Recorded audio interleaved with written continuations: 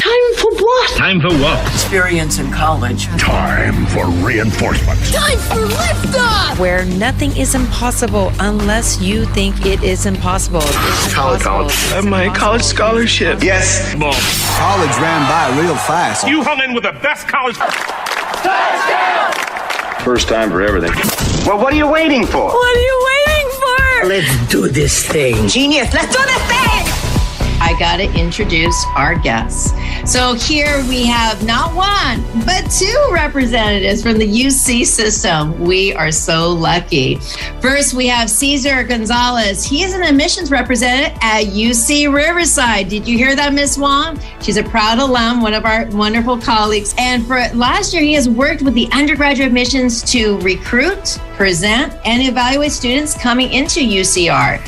Previously, Cesar worked as a school counselor at Da Vinci Design High School, assisting students applying to colleges and universities all over California. As a result of these roles, he's seen the admissions process from both sides as an evaluator and as an advisor as well. So welcome, Cesar. And then also we have Brian Ju, who is a senior director for outreach and communications at UC Irvine. Go Anteaters. Brian has been at UCI for over 20 years and he looks 20 years old. Oh my God, as a staff member. Don't worry, Cesar, you look good too, but 20 years as an additional for 4 years. So yes, he's a proud alum at UCI as well. The reason Brian has stayed so long is because UC Irvine is a campus that has the best of both worlds. It's a large research university, yet still operates in a way that feels like a small school that's situated in a beautiful location where you have access to everything in Southern California, like great beaches, diverse community, and of course, you know it, Disneyland. Welcome, gentlemen. Awesome. Thank you so much, Ms. Vaccaro. Appreciate the enthusiastic introductions. I appreciate it. I'm sure Brian does as well.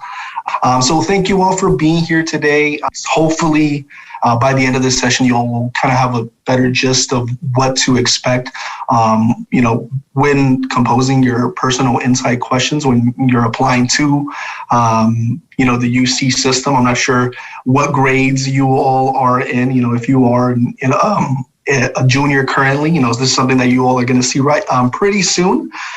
So without further ado, let's go ahead and get started. So before we get into any of the meat of the presentation and, in regards to the PIQs, I just want to go over really briefly all of the schools that are a part of the UC system, right? So we have 9 different schools for students to choose from, for students to apply to, all with their own neat advantages, right? You can go as far north as UC Davis, right? Which I want to say is kind of close to where you all are situated, UC Berkeley. And you could go as far south as UC San Diego, Irvine, which Brian represents, and, Riverside, which I represent. Keep in mind that UC, it is one of the largest university systems in the world that offers undergraduate and graduate programs. We are kind of a big name when it comes to schools, and I like to kind of toot our own horn and say that, we're a prestigious school or university system, I should say. Just before we get into anything else, let's get to the PIQs. Let's go over some dates, right? Some things to keep in mind, especially if you are a current junior student, right? So the UC application itself, it does open up in August. So August 1st, mark that down, is when our application opens, right? So you will have August, September, October, and November to file a UC application. And let's be a little bit more careful. So the application opens up August 1st. However, you can't click submit on the application until October 1st. So the month of October and the month of November is when you actually go in and submit. Now, when it allows you to submit that application October 1st, as of this coming year, so for you all juniors, you're being given an extra month to submit that. Previously, it was November 1st, the submission date, November 1st to the 30th. So now we're moving up a month. So now you have a little bit more time to click that submit button. But like I said, August 1st, it does open up. February through March is usually when schools start sending out admissions decisions, right? So whether students were accepted, waitlisted, or denied, that's a date to look out. So those seniors, I'm not sure that there are any seniors in this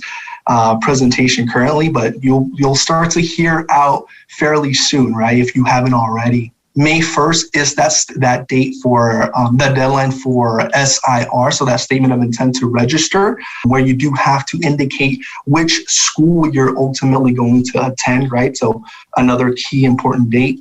And if you did end up on the wait list, in about May through June is usually when we notify students of, wait lists for the schools that they apply to. All right, so before you start, right, and this is kind of more so to tailor towards the application itself. I'm happy, that you all are here. You're getting some of this exposure a little bit early on, right? And kind of knowing what you need to do and what things you should, get down to business now. Consider your majors, the majors and campuses that you're wanting to apply for, right? Do a little bit of research on the back end and see what school is a right fit for you. What schools do you think might be a right fit for you, right? Not every school is going to have the major or the program that you want or that you're trying to pursue. So it's important to kind of know, well, UC Riverside has entomology, however, X, Y, and Z doesn't, right? So, have some of that research on the back end before you start your application so that you're kind of, when you start your apps, you know exactly what you're looking for, what schools you're going to apply to. Essentially, unofficial transcripts, you're going to need unofficial transcripts when you're working on an application. Writing your responses, right? Your personal insight questions. So that's what we're here for, right? So hopefully, like I said, by the end of this, you're going to have a little bit of more kind of substance to that. But, your PIQs, you don't have to wait until August to start composing them, right? You all can start writing them now. I always think of when I was in high school, we wrote our PIQs early on. I want to say 11th grade when we were in 11th grade in like full semester. So you can start writing these early, and hopefully, through this presentation, you'll have a little bit easier time writing those PIQs. And then lastly, curating a document to outline all of your activities and awards or volunteer experiences, anything that you might list on the application. Have a place where you can go to and see, well, I've done X, Y, and Z in 9th, 10th, and 11th grade.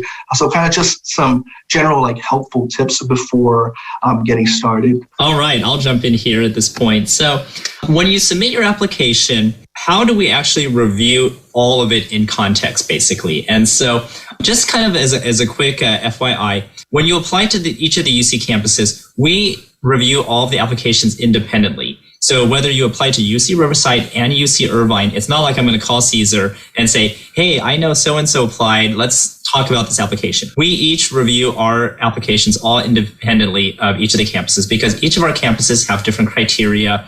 There's different majors, there are different requirements that we're looking for each of our applicants. But the way that all of our campuses review applications is through something called comprehensive review. And so these are the areas where we're obviously looking at things like academic achievement. Of course, by now you've heard that the UCs are not requiring any standardized tests, so we don't require the ACT or SAT. We don't use it in any of our admissions or selection review. But we're also looking in the application, the personal and school context. We're looking to see if you have any special talents, if you encounter any life challenges, or do you have any special circumstances? And all of that can be mixed into any part of the application. So it's not necessarily just the PIQs, but we can look at it from the extracurricular activities. We can look at it from the awards and achievements. We can look at it from your involvements. So what we're trying to do is get an entire picture and profile of you together.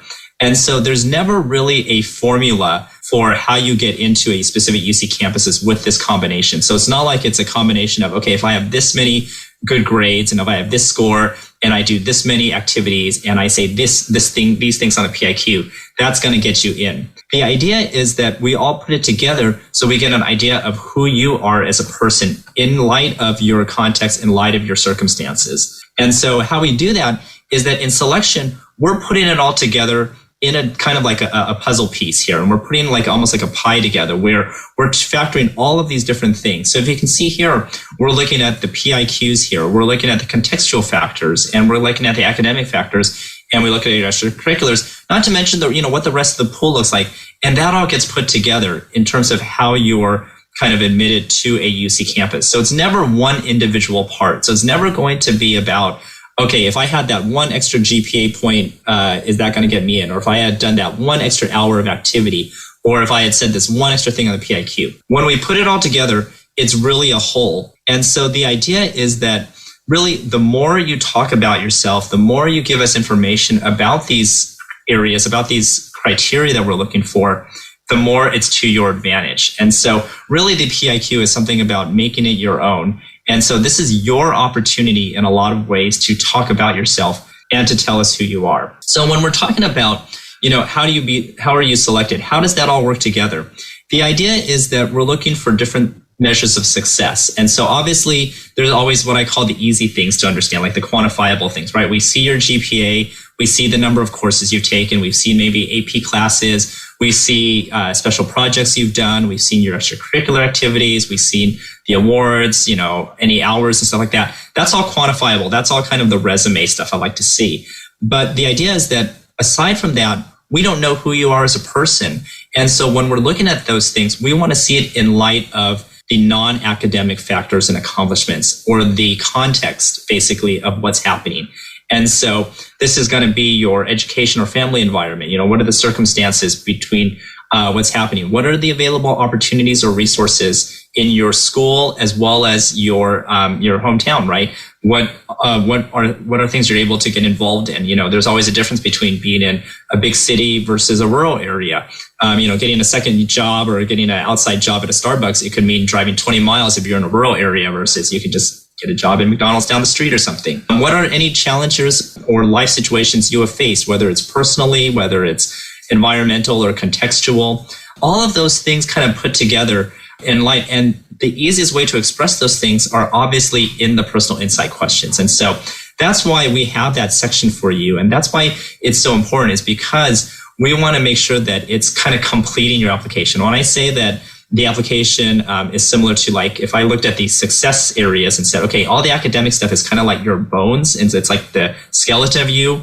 All the muscle and body and face and skin and all that stuff that makes who you are, personality, that's in the context stuff. And that's what you get to fill in. And so I always like to say, you have the power, you have the ability to kind of set your own narrative and be able to tell us about yourself. And that's why it makes it very individual. And that's why there's no formula, is because this is your opportunity to tell us who you are as a person on here. All right. So starting point, personal insight questions. So, select questions that are most relevant to your experiences, that best reflect your individual circumstances per se.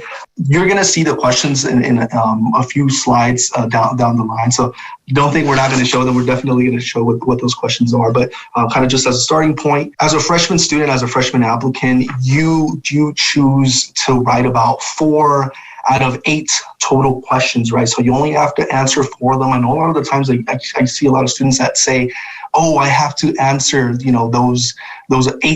those 8 essays for the use. They say essays, right? Which they are not, right? And I think we'll talk about it a little bit down. So it's only 4 of 8 responses, personal insight question responses, that you have to answer. Keep in mind that, you are limited in the word count. So there's a 350 word limit for each 4 of these responses, right? So in those 350 words, you do have to make sure that you're answering the question accurately and to the best of your ability, right? All questions have equal value, so there is no advantage or disadvantage to choosing certain questions over others.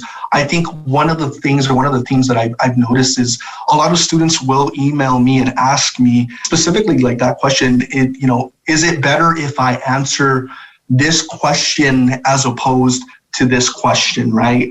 To this PIQ, and that's absolutely not the case, right? So all questions have equal value, and it's just important to, answer the ones that that you can answer the best of your ability. Again, the PIQs, they should be used to share your accomplishments, your experiences, talents, decision making, problem solving, and any contextual information. Back to that point that I said earlier, right? This is not an essay, and I think that's one of the things that we try to get across, right? You aren't writing an English paper, right? We're not checking necessarily for grammar. You don't have to write in a narrative. You don't have to write as if you're writing a book, right? Answer the